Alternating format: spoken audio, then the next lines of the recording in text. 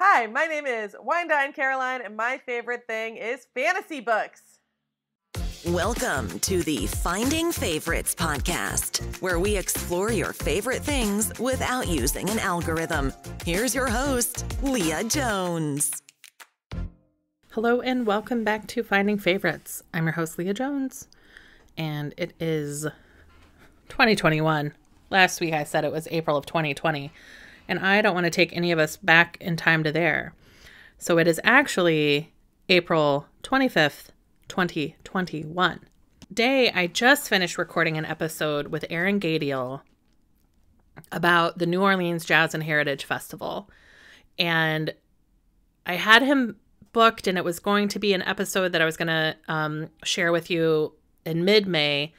But I found out that this weekend and next weekend, they're doing Jazz Festing in place with WWOZ, a New Orleans radio station. So I'm going to try and drop a bonus episode midweek so you can hear all about Jazz Fest before the second weekend of Virtual Jazz Fest. Look for that in your podcatcher this week. A bonus episode because I want you to be able to learn about Jazz Fest and then enjoy Virtual Jazz Fest. This week, I'm talking with Caroline Connor, Wine Dine Caroline. She is a wine educator in Lyon, France. She's from California, went to school at Oxford, an expat in France who teaches people about wine on Zoom and in the future back in her apartment, her very cool apartment in France. We had a super fun conversation. She's a lot of fun.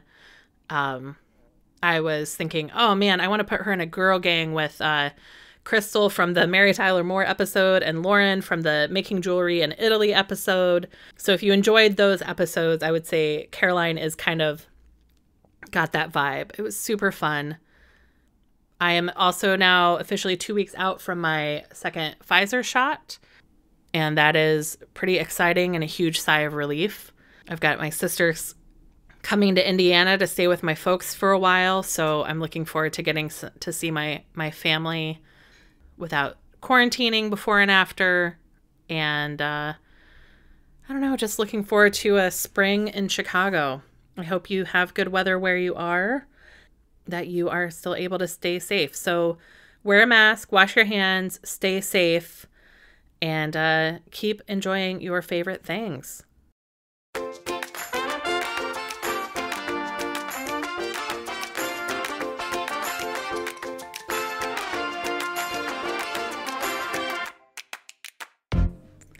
Hello and welcome to Finding Favorites. I'm your host, Leah Jones, and this is the podcast where we get recommendations and learn about people's favorite things without using an algorithm. Today, I am joined by Caroline Connor, all the way from France, which is not Italy. Caroline is a wine. She's going to tell us more about it. She has a wine tourism business in France that was obviously deeply impacted by COVID. You can find her online. She's Wine Dine Caroline, and I'm really pleased that she is with us today. Caroline, how are you doing? I'm so good, Leah. Thank you so much for having me. I'm happy to be here. I'm happy to be here with you. So now that I've butchered my explanation of what you do, what do you actually do? Well, that's a great question because I am told often in this country that what I do doesn't exist. So I'm used to explaining it. The French they often are not going outside the box. So if you do something a little different, they're like, that doesn't exist. I'm like, well, it does now.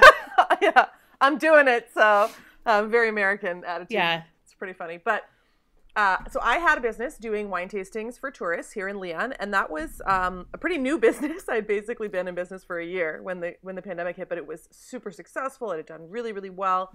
I am the only English-speaking person in the city who's doing wine tourism. Okay.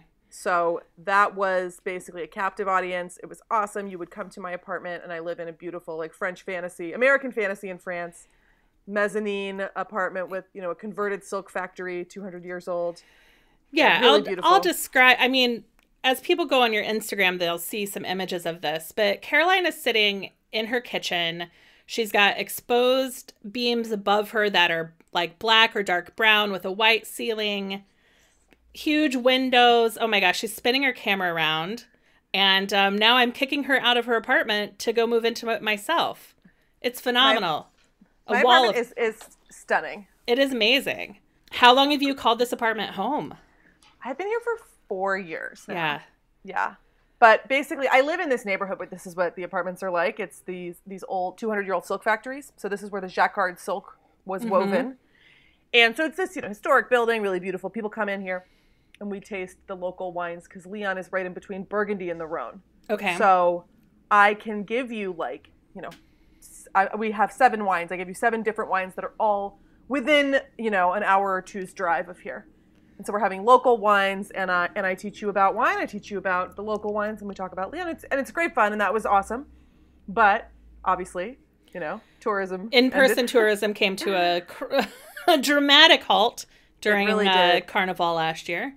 Yeah, and so, in some ways, I'm really grateful that I am a kind of apocalyptic pessimist in some ways, because I saw the writing on the wall immediately when we went into our first quarantine here in France, and I pivoted immediately to online wine education.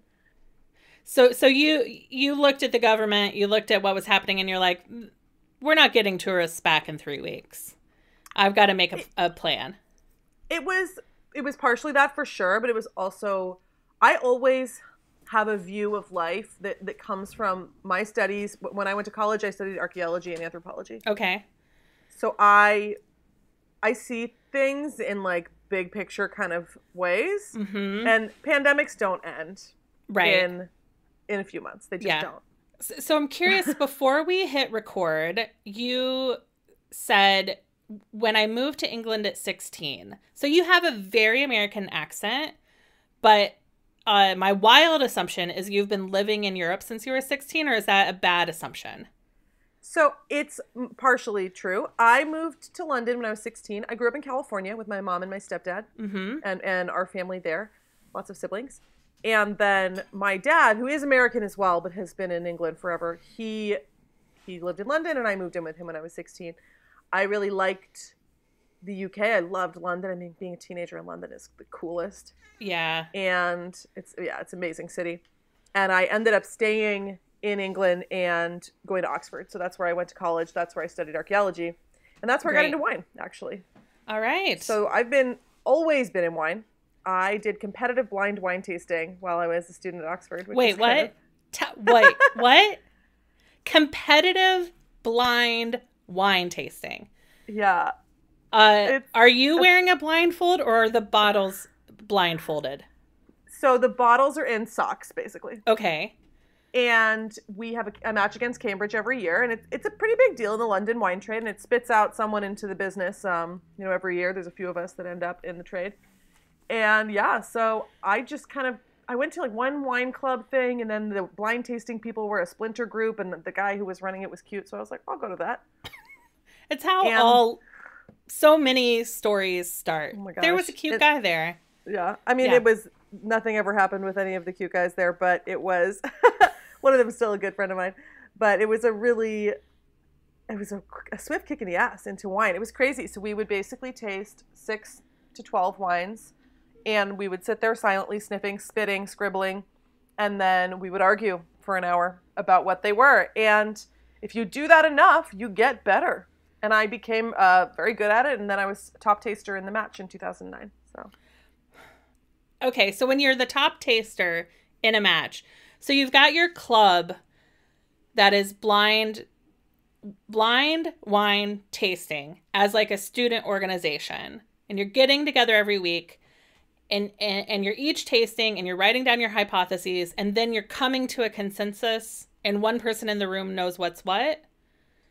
So the person who pours knows what the wines are. Okay. Someone has to, right? And, you kind of argue it out, and then, you see who's right.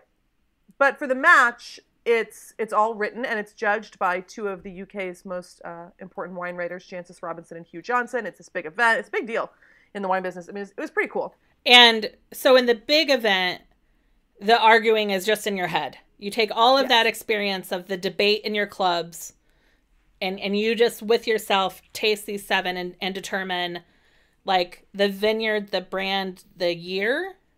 So you write a tasting note, which Okay. is a pretty typical format. And then we had to guess the grape variety, the country, region, sub-region, district, and the vintage, so the year.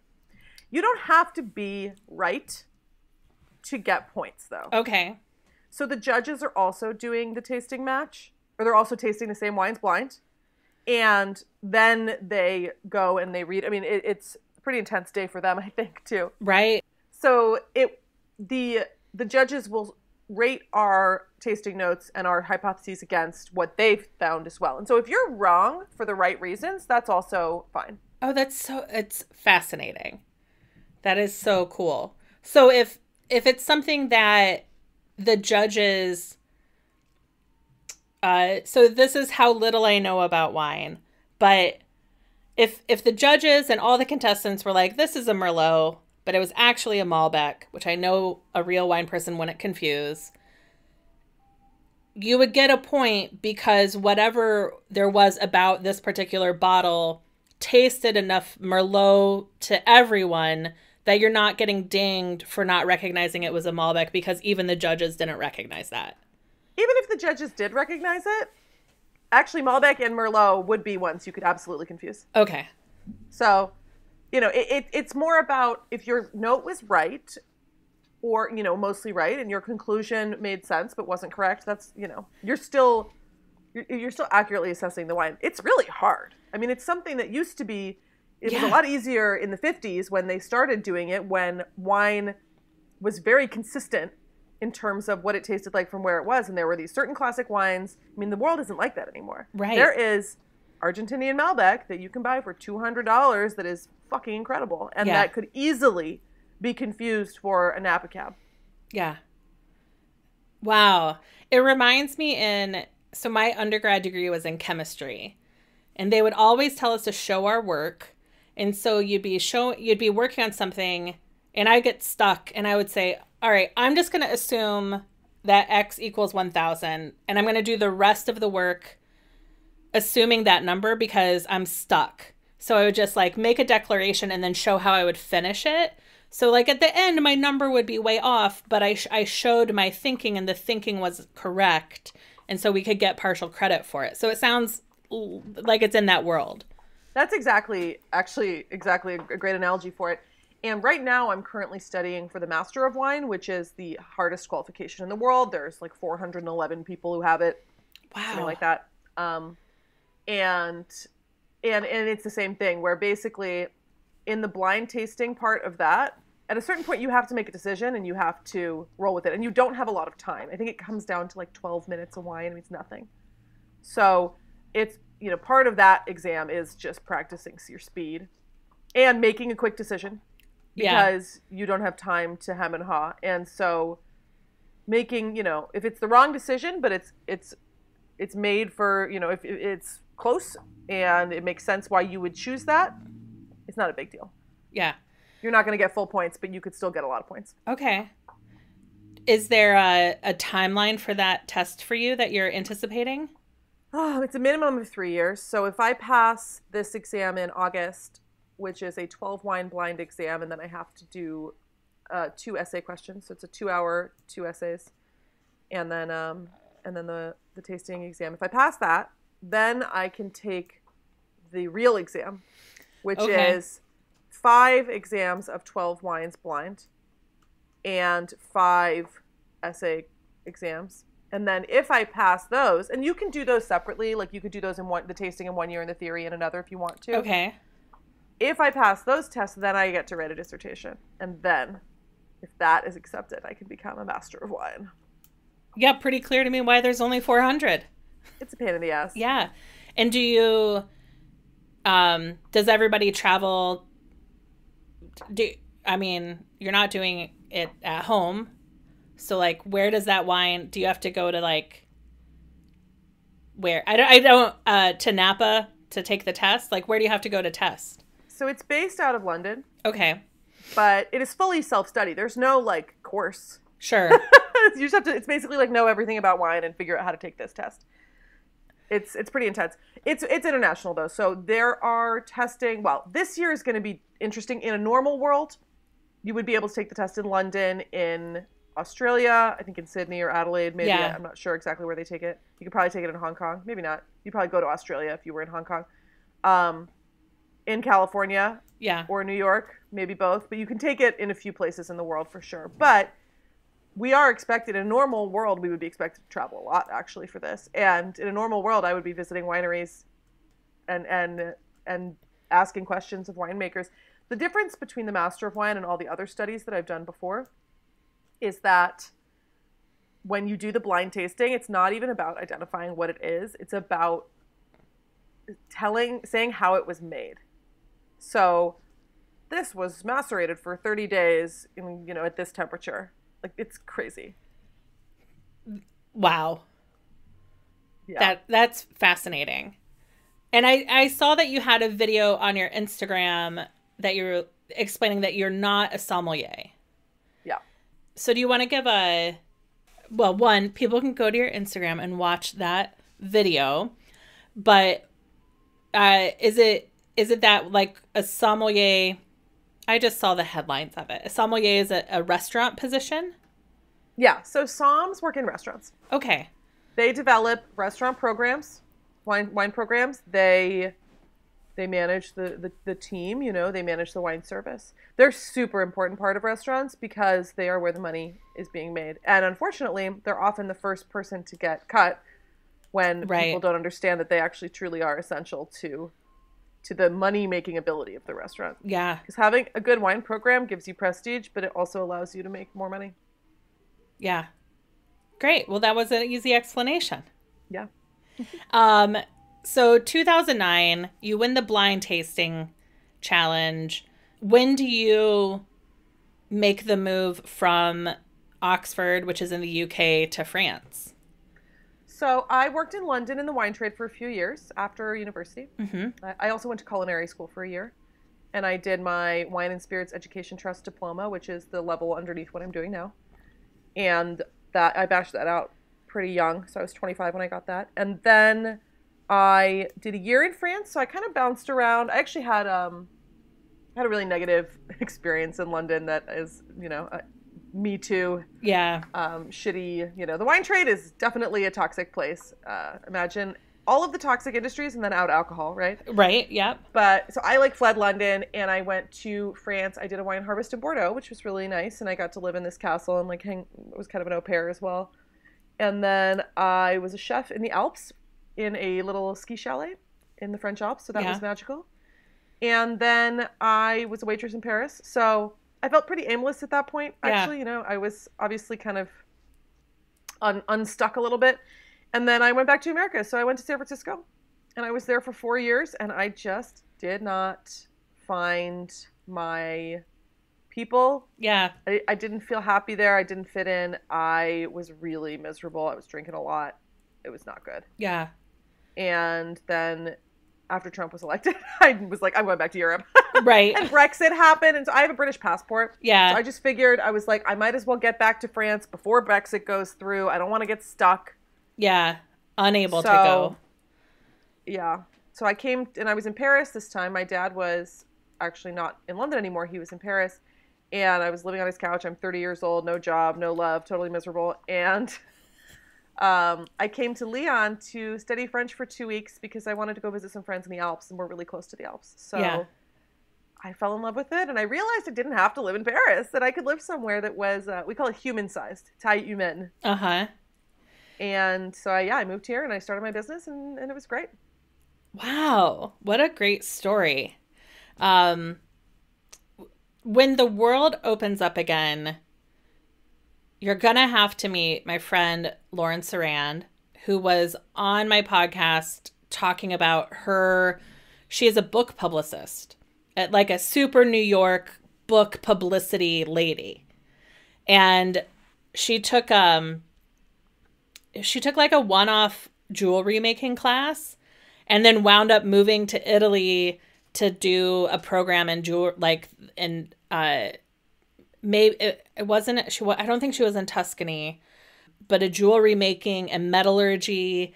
And so she was in Italy learning jewelry making when COVID hit. And that's not a school you can do COVID safe. But I just think you guys would really love each other. That's so fun. Well, one of my sisters is a jewelry designer in New York, so we can thank them too. Yeah, absolutely. So you were having people, English tourists, come to your apartment. So now is your audience Americans who are doing Zoom parties, and you do they like? How about instead of me guessing how your business works, you actually just tell me?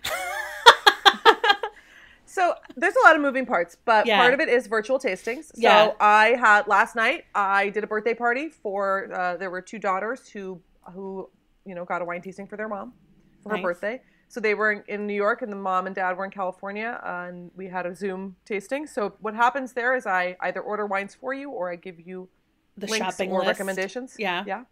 And then we taste together. It works really well. I've been doing it. I do it all the time. And so I have my formula down. It works really, really well. It's super fun. Everyone loves it. And then I also do corporate events. Mm-hmm. And that's where I definitely make a lot more money on corporate events. Sure. And for that, I will order the wines for the most part and have them shipped. And I do those really around the world. I've done them, as far as I've done tastings, there's 14 countries, So those can get pretty complicated. But they're really fun, Yeah.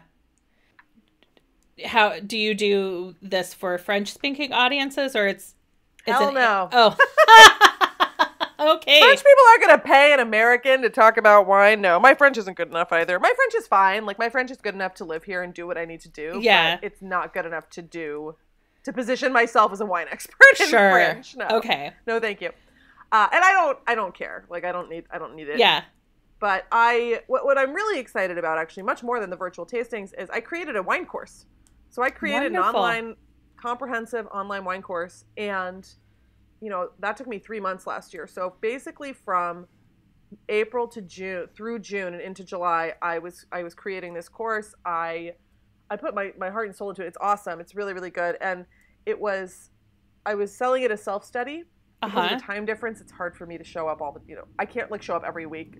Because I would have to give up a Saturday night, right? Yeah. People aren't going to taste wine on a Tuesday morning, and I don't want to work every single Saturday night. So basically I decided I wouldn't have a live tasting element for the course. But what I really saw over the past year is people buy the course and they maybe do one tasting and then they stop. Because it's a lot to ask, right? Yeah. Someone to do the actual, comparative tasting. We have 6 wines in front of us.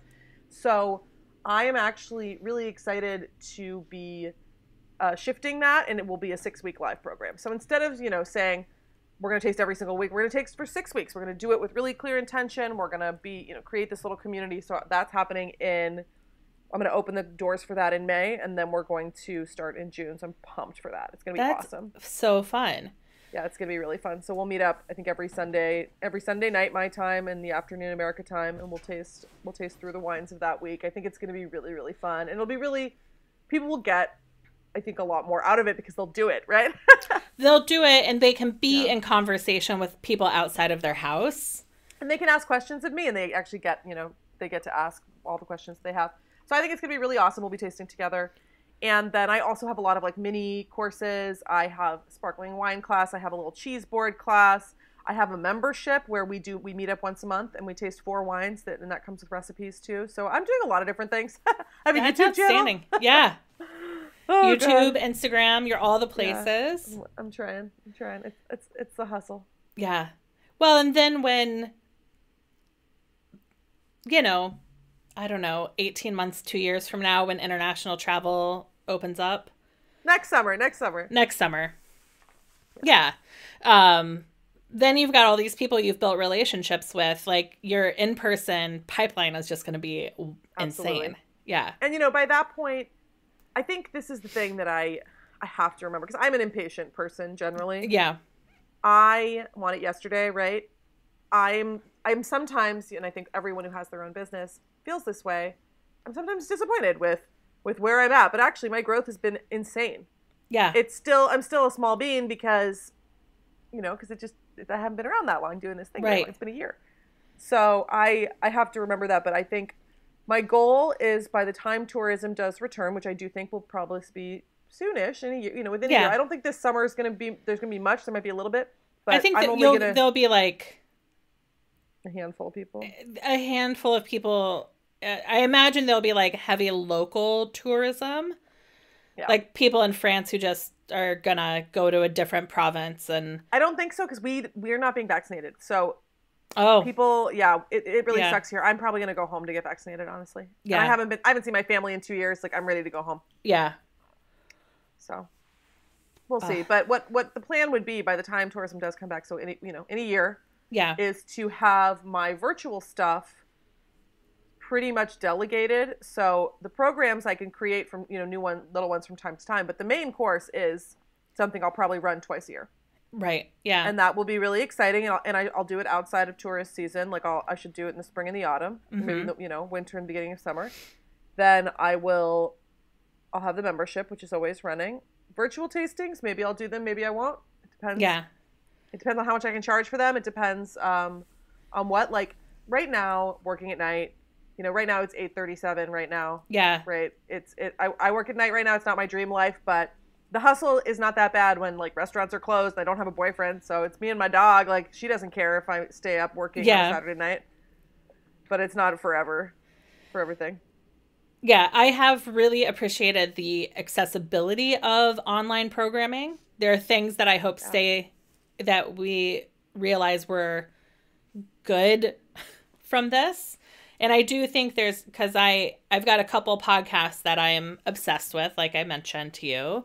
And, the podcast live show that's a live stream that allows fans who live across the country and some people who live in small markets or in Europe or, people who just can't access it because those podcasters will never come to their town. Like, I think that's been exciting. I think there's been some, so I think some of that I hope we keep for special occasions. Yeah. But I just can't wait to be back inside of a theater and see a live show or go to a restaurant and have a wine picked by someone who's not me and it's not sold at the bodega. I miss restaurants so much. I love restaurants. I love eating out. I love restaurants. I miss them a lot. I get takeaway, but a little bit for my sanity and that's okay. But I really miss going to restaurants. And this city has such wonderful restaurants. Yeah. It really is a delight to be here and to explore that. And when things do open up again, I'm definitely going to make an effort to go to new places. Yeah. I think the landscape will look a little different. Here, I don't think everything will go out of business because the restaurants are being supported by the government, but it's going to have been a long time off. But it's okay. I mean, I think virtual wine tastings will stay. I think that it's something that works really well, obviously, if you have the right host. Yes. I think they can be boring, If you're talking to winemakers, often, even though they're super knowledgeable, and like I could enjoy listening to a winemaker, for consumers, they're talking about stuff that consumers don't care about. Like, you don't care about dirt. Right. And so, for me, delivering a virtual tasting it's edutainment, right? Like, I'm trying to make you have a good time, and it's fun, and it's very casual, and it's more about wine appreciation than like the specific details of the, the exact soil type or this or that. And so I think that things like that will definitely stick around, especially because people do live far away from their families. And so you can, gift grandma a virtual tasting for her birthday. Yeah. You can get together in a way that I think we kind of didn't really, we didn't do a lot before, and now we realize actually we can connect in this way. So Zoom is amazing, right? Yeah, it's been phenomenal. Thank you for that explanation of what you do and how you got into it. And I don't know, I'm going to see if there are ever any like of these blind tasting competitions in Chicago, because I would go watch that once. It would be boring. It would be? It would be really boring. Yeah. It would be a bunch of nerds like drinking sitting wine, in silence. Spitting it, and then like, it'd be boring. Okay. If you want to like get into wine stuff, watch the Somm documentaries. I think people are into that. Okay.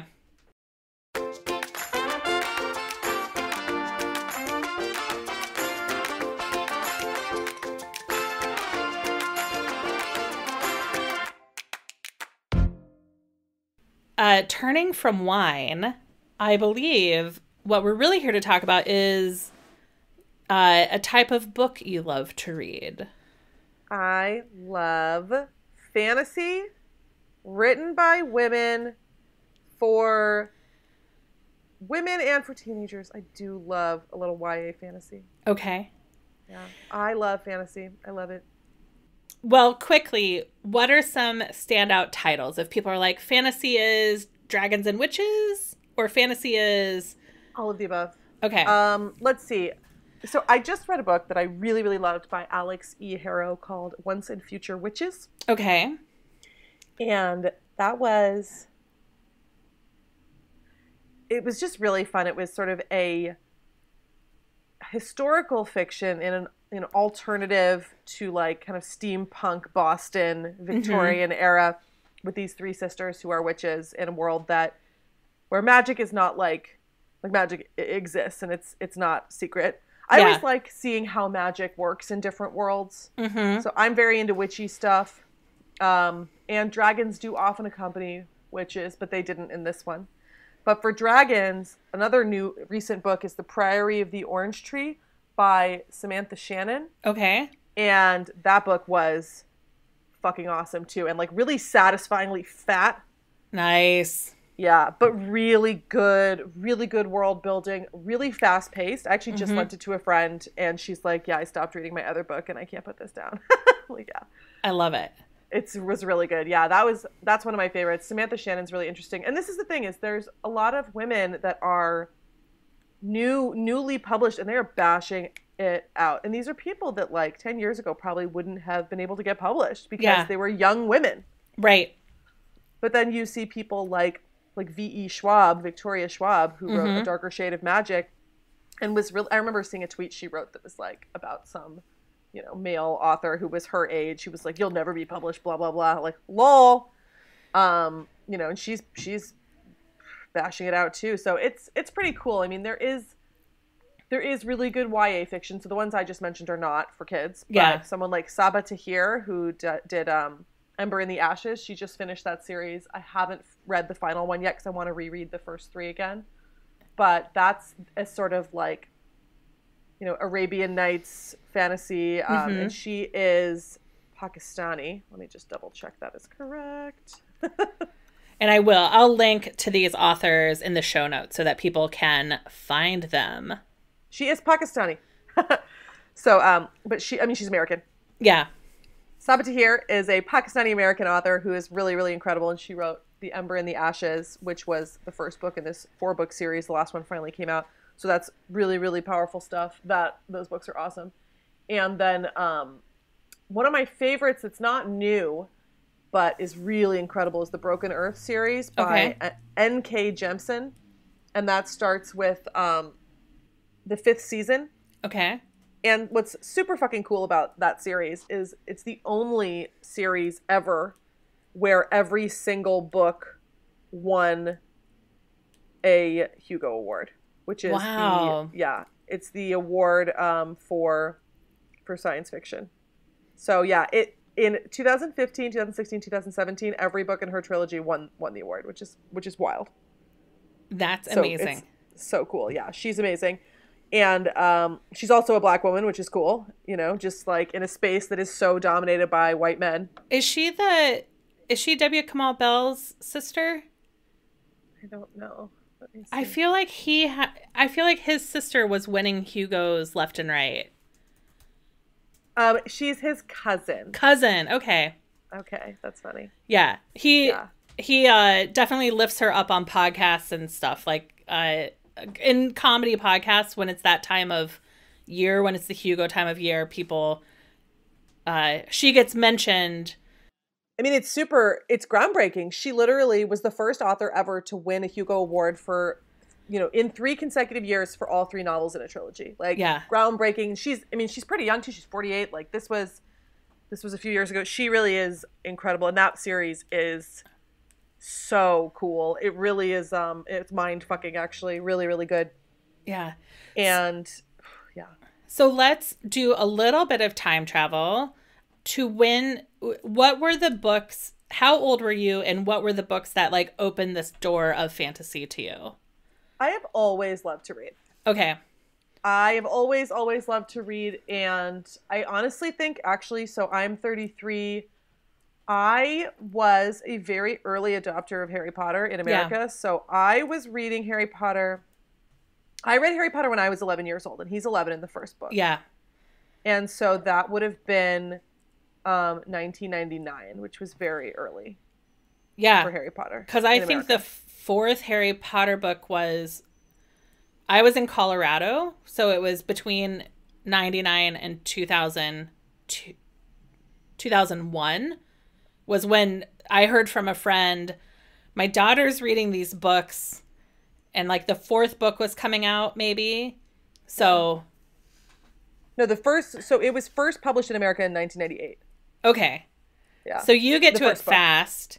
I got to and it you're fast. the same age as Harry and Hermione. For the first 4 books, we were the same age too. And it's, it's all about being a misfit and this and that, which I totally related to. Yeah. I'm a weirdo. But I loved that. I also really, and I haven't reread Harry Potter in a long time. I don't know. She's kind of pissing me off these days with her like anti-trans stuff. Yeah. So I'm not here for it. But I really, really love Philip Pullman, his Dark Materials, The Golden Compass. Yeah.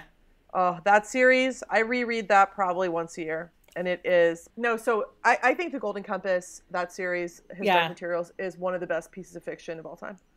It's so powerful. It's so nuanced. The more you read it, especially as an adult, the more it becomes clear to you. And it's very theological. It's very intense. Huh. They kill God. Really? Yeah, it's really good. Wow. But when you're a kid, you don't realize that. But it's I feel lucky that I was able to read it as a child and then continue to enjoy it. I definitely read a lot of other books as a teenager. When I went to college, I really kind of stopped reading because I felt guilty. But I would take solace in like grocery store dirty romance novels. So I've actually read all the Bridgerton books like years ago. Okay. Yeah, because I was into that. I love a bodice ripper. And then recently, I think the quality of and the pace of new amazing books coming out has really increased over the last, 5 years probably. Yeah. And we're seeing the YA category really explode too. There's just a lot more acknowledgement that like we have buying power, that like people that want these kind of books have buying power, and so these books are getting published. Yeah. And I think it helps that, publishers can see if you publish the next Harry Potter, your paycheck is made for the rest of your life. You're going to make money. And J.K. Rowling's inability to stay out of her own way by just keeping her mouth shut has opened the market. It's so... the thing is, I think that it really is also just like women getting more chances to be heard and writing for the joy of the story. And this is the thing. One of my sister, who I told you about, who's a jewelry designer in New York, she reads a lot of like not self-help books, but like business books, Yeah. Like personal development books. Like I have a couple books like that. Yeah. I read for fun. I read for escapism. I read because I love to read. Yeah. I read because I love stories, because I love to think about, these different worlds. I love magic.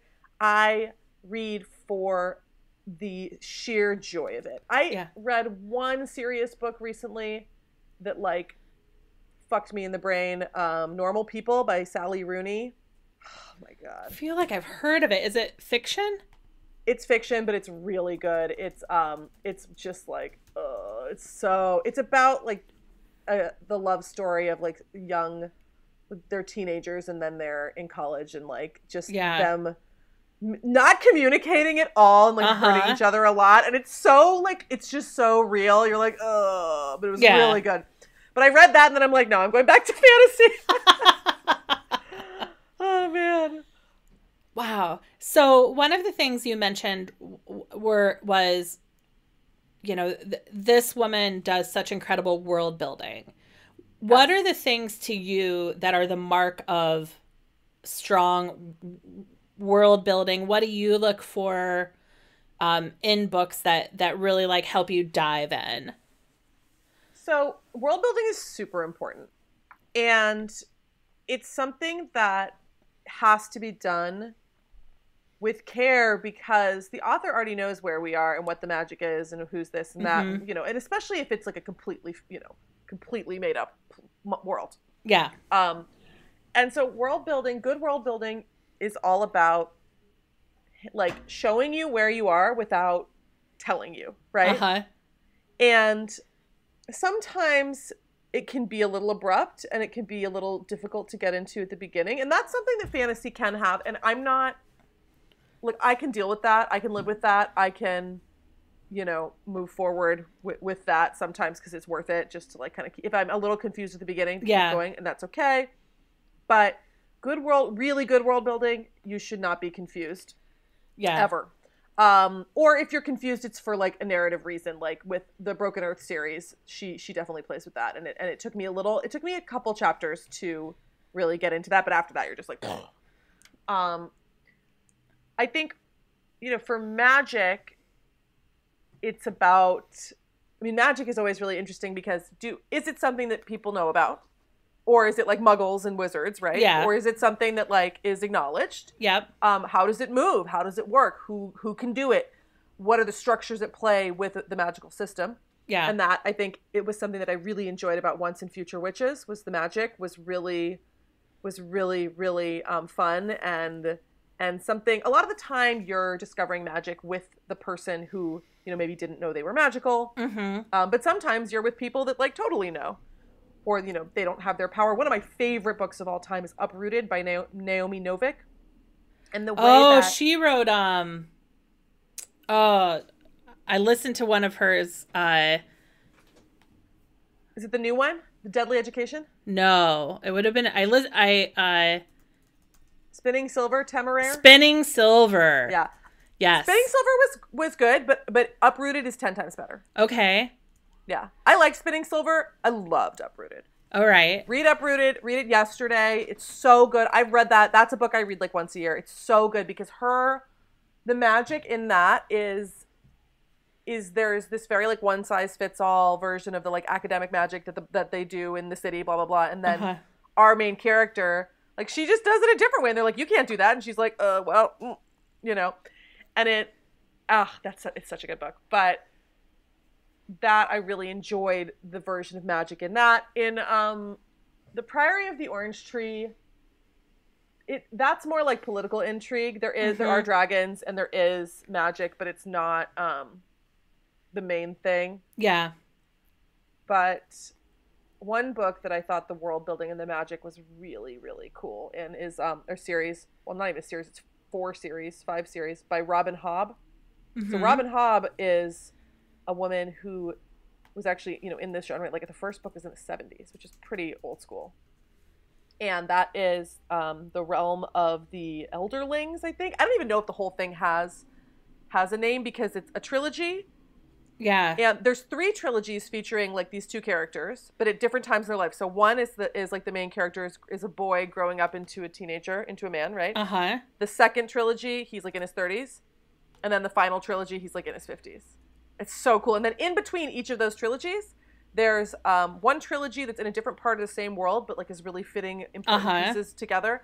And then there's a quartet that comes after the second trilogy of It's a whole fucking thing. She's got this on her website. It's so there's the Farseer trilogy, then the Tawny Man trilogy, and then Fitz and the Fool. So those are all about the same guy. Yeah. They're all about Fitz, the bastard son of the king. Or the prince, and then the Live Ship Traders and the Rainwild's Chronicles, those are in a different part of the world. Yeah. Where kind of things are happening that really affect the full picture, and they're really good on their own, too. And there is a little bit of overlapping characters, but not a ton. Yeah. But it fills in a lot of gaps in understanding, and the magic in this, honestly, by the end, like, we still don't fully understand what it is or how it works. Yeah. But they don't understand it either. And the world building in that was really really slow, but it's long. It's really long. The world building is really slow, but it's really, really good. Oh my God. And that final book, I like cried like a baby. It was so good. So good. So like That's just really phenomenal. satisfying. Yeah. Yeah. And what I like and what's really important to me in fantasy is I want the author to know what's happening. Like one reason I'm not interested in reading Game of Thrones is that he doesn't know where it's going. No, he's just fucking around. Like he's like, I'm just gonna do this and that. Like he's not respecting us, the reader. Right. You know, that pisses me off. So when I read, Robin Hobbs, I mean, what, 16 books? Yeah, it's a lot of books. And I read that whole thing in like a year. Wow. It was pretty intense. But basically, it was so cohesive. It was so intentional. It made sense. We had an end. Yeah. That felt satisfying. Yeah. That made sense. It was, and when I've invested that much time in a series, I don't want to be done and be like, what? Yeah. Yeah, you want to know how it ends. You want it, and it seems, I love that she knew the world so much that she had other stories to tell. Well, I would love to hear, and I haven't looked into it. I'm sure it's available somewhere if she talks about it, how maybe that story didn't come into play like that. Maybe it did come in bits and pieces, but she did figure it out. Yeah. And it really was, that's a series. It's such a big commitment. I probably won't reread that again for a while. I read it 2 or 3 years ago. Okay. But I will one day for sure reread those books. Yeah. Because knowing, I bet you'll be able to tell actually, knowing now how it ends, if she knew at the very beginning how it would end. Yeah. Probably. That's amazing. I don't know. Well, because you felt like when you got to the end, it made sense. It wasn't It was so satisfying. Deus Machina reveal or secret super magic that trumps everything that happened in the before. Uh-huh. Yeah. Or like someone, I mean, what is it in Game of Thrones? She just like acts completely out of character, like just to try to end the thing. I mean, I don't know. Yeah. I have seen like one episode of Game of Thrones. I watched the Twitter. I experienced Game of Thrones by people tweeting about it. And that made it clear to me that I did not want to invest my time in it. Yeah. I know, right? Me too. I'm like, yeah, maybe one day. But I did, one thing I like about books written by women is there does tend to be less violence against women, or when it happens, it's more intentional, and they deal with it in a way that actually is relevant instead of like Game of Thrones, like it's just like women getting raped all the time and yeah. Great.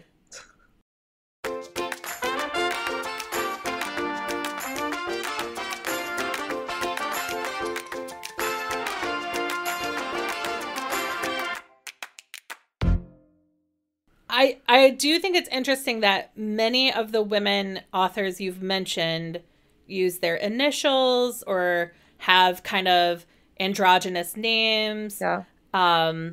Because a few years ago, I read something called the Engineers Trilogy, which I don't recommend. It's KJ Parker. Did you mention KJ Parker? No. I've never heard of that. So it's a pen name. They've never revealed the gender of the author. But it was one that it's a parallel, it's medieval times where every country is based on a different skill. Mm-hmm. So like one whole country are all of the bakers and one whole country are all of the engineers. That doesn't sound very practical. Right. And it's essentially one long love story of slow moving war tactics. And like, I read it at the request of a man. I wanted to know better and, invested thousands of pages that I should have. It's okay to put a book down. Back. Yeah. It's okay to put a book down. Uh-huh. So, but I do think it's interesting that many of the authors you've mentioned are using initials or names that obfuscate their gender. Absolutely. I mean, and not everybody, but I think it does. I think certainly, a few years ago, it made sense. Yeah. Have you, it'll be curious to see if going forward in publishing, more women are comfortable writing with more traditionally feminine names.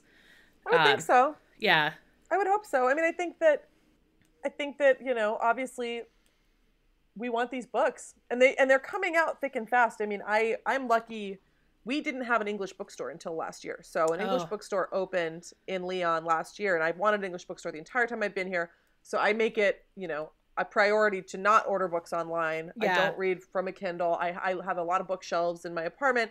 I buy my books from that store so she doesn't go out of business, Yeah. But she's always getting new fantasy. I mean, she knows that I'll come and buy it too. So like she gets stuff and she'll email me, and then I order things that one of my sisters will tell me about or I'll hear about online. Yeah. A lot of my friends, my sister Alden, she's really into reading these kind of books too. But like a lot of my friends are also reading these books, and more grown-ass women. Who else? Leigh Bardugo. Leigh Bardugo's the Grishaverse, the Grisha series, and that's about to drop on Netflix, which is going to be my god, that might even be today. If that's today, I have to go. No, but interview over. Goodbye. I know. No, it's not. It's coming though. Oh my god, it's coming so soon. I'm so excited. That's going to be amazing.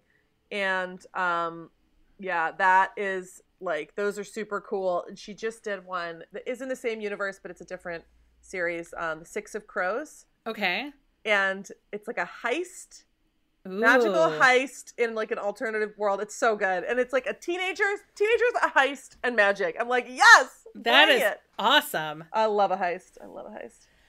Do you, if Leon, France was a magical world, what would your magical skills be?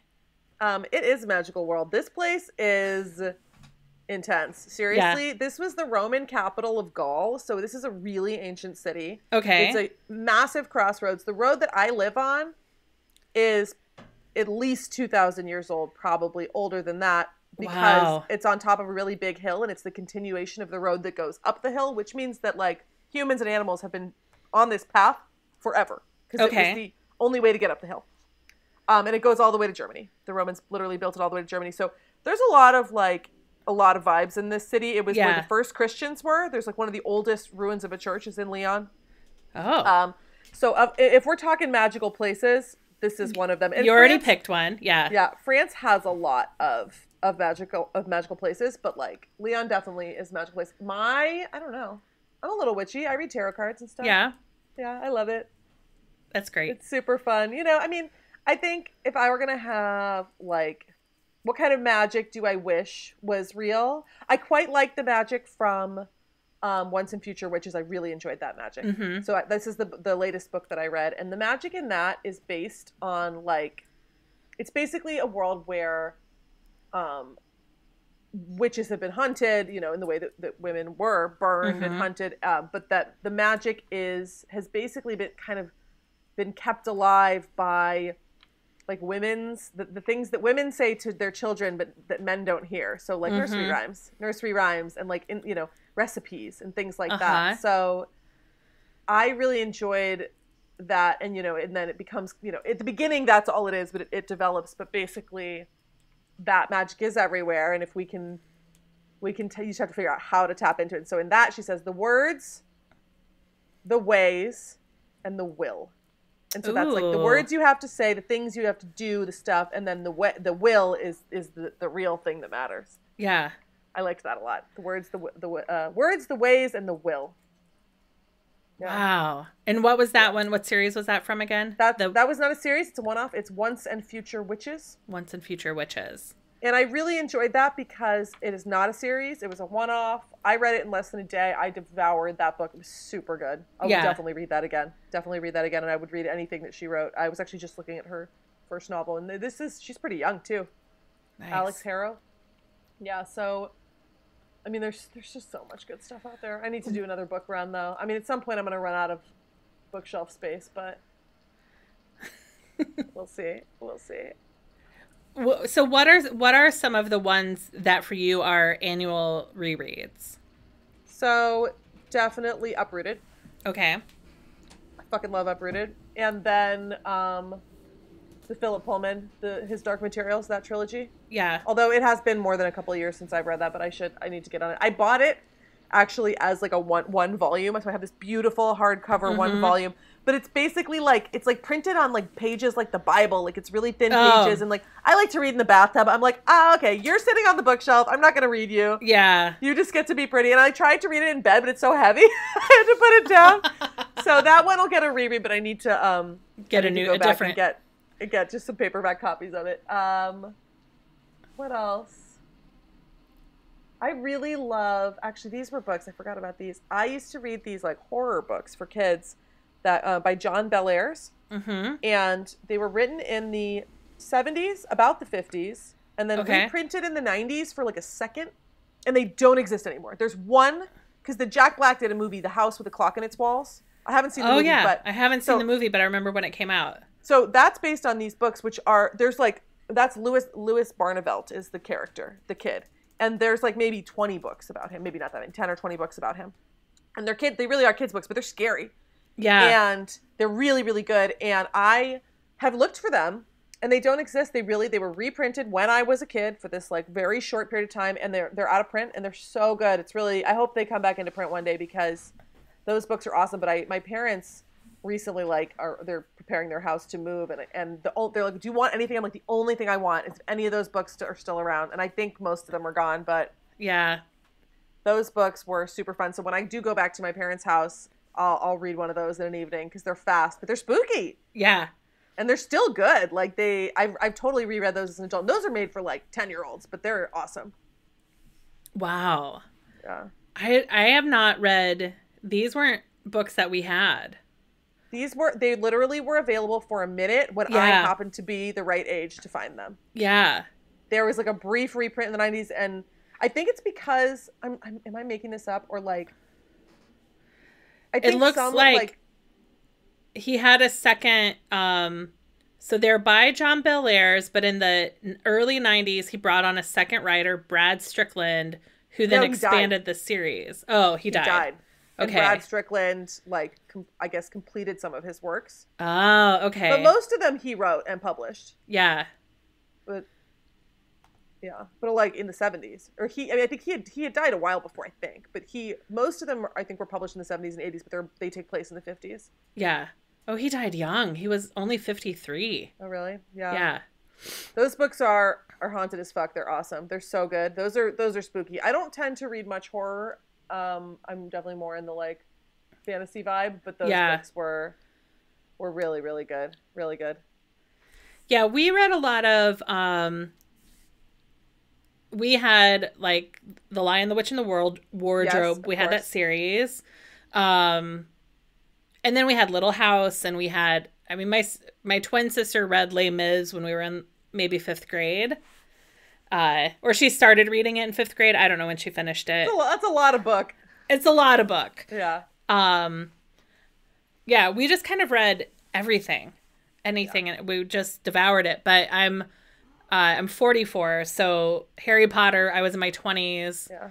Yeah. But when book 7 came out, I remember sitting in Metropolis Cafe in Chicago, at the end of book 7, just like sobbing. Yeah. They were great. I mean, it was a wild ride, you know? I think that there was something very special about that in that moment where everyone was really, really into it. But yeah, Harry Potter was very influential. Yeah. And I loved Nancy Drew too. Like, I definitely liked a lot of like mystery stuff as a kid, but yeah.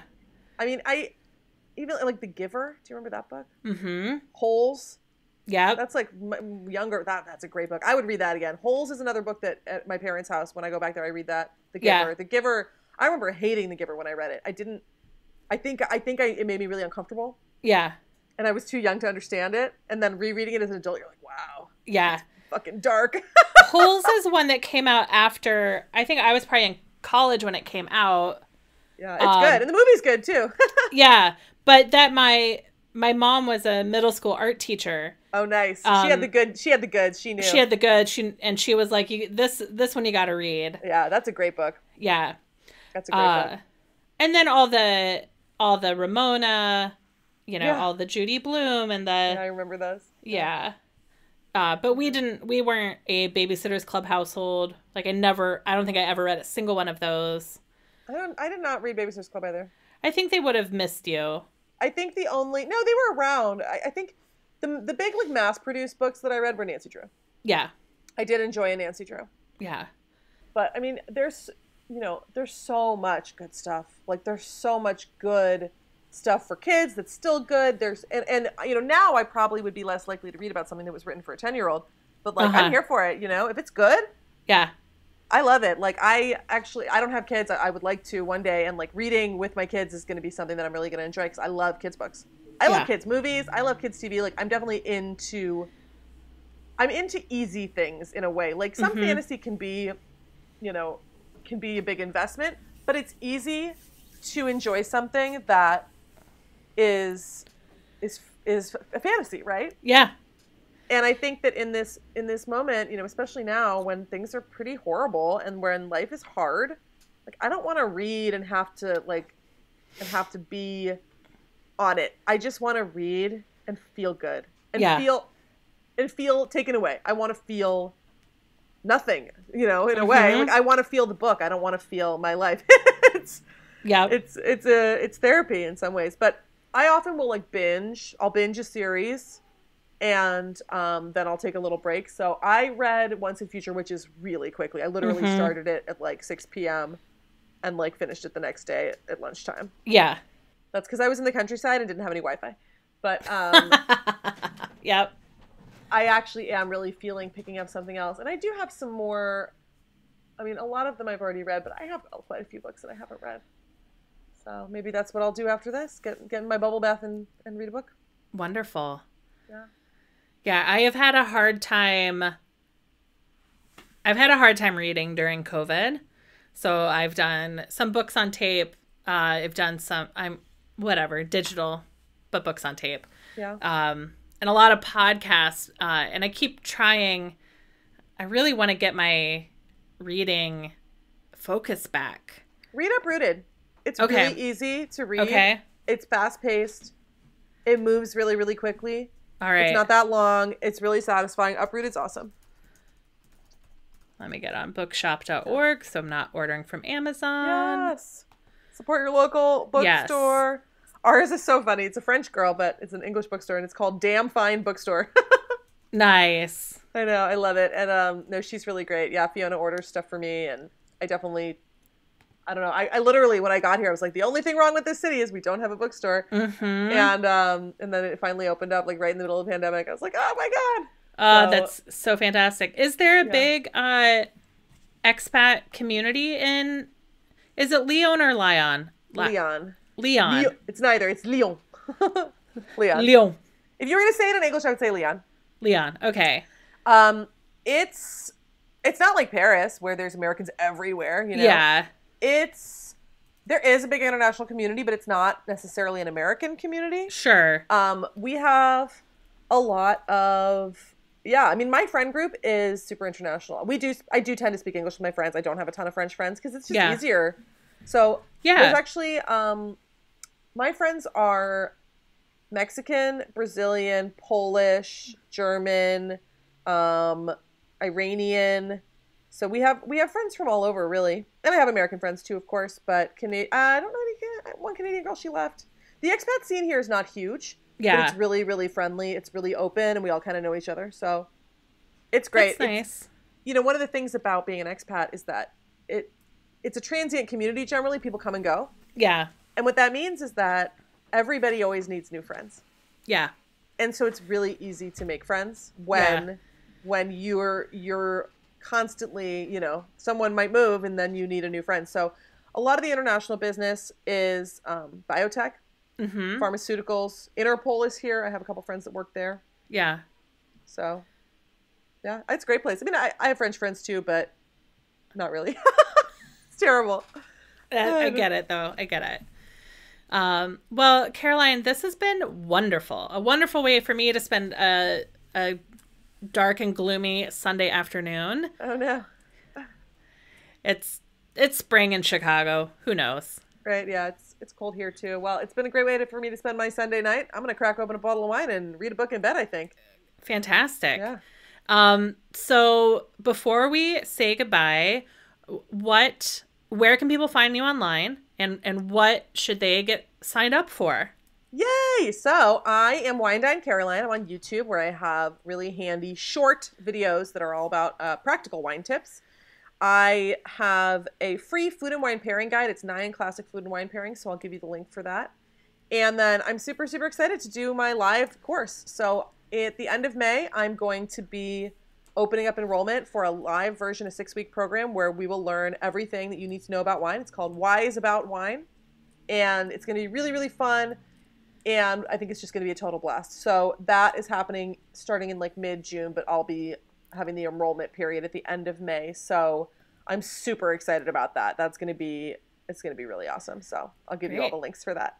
Awesome. So people should look for Wine Dine Caroline. Yay! And then next summer, when you book your trip to France, come to Leon Wine Tastings. Yes. Great. Well, thank you so much. Have a wonderful evening. Thank you. Have a great Sunday. Thank you for listening to Finding Favorites with Leah Jones. Please make sure to subscribe and drop us a 5-star review on iTunes. Now, go out and enjoy your favorite things.